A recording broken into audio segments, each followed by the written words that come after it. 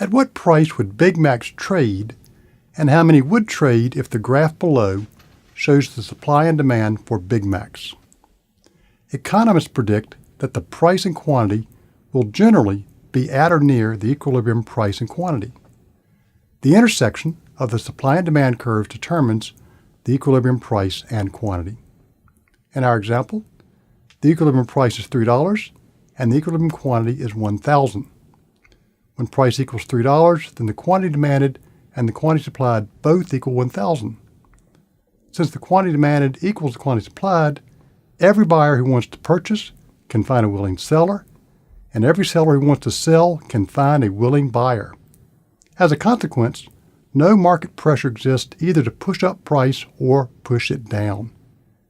Any price other than $3 is not stable and is therefore not an equilibrium price.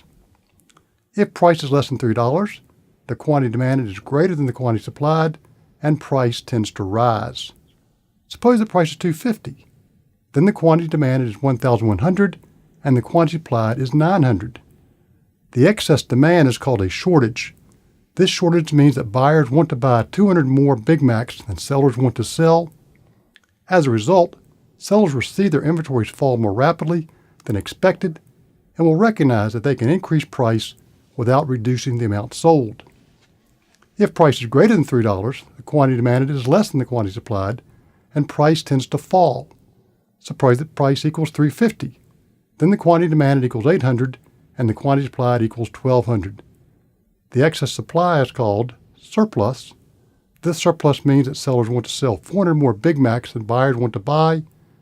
As a result, sellers will see their inventories fall less rapidly than expected and will recognize that they must decrease price in order to sell as much as they want.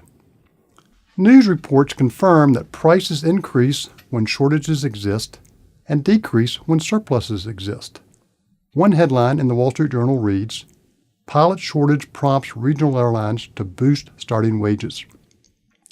An article titled "Food Price Deflation Cheers Consumers, Hurts Farmers, Grocers, and Restaurants," and states that the decrease in prices is, quote, being fueled by an excess supply of dairy products, meat and grains, and other staples. This table is a nice summary of market equilibrium and disequilibrium.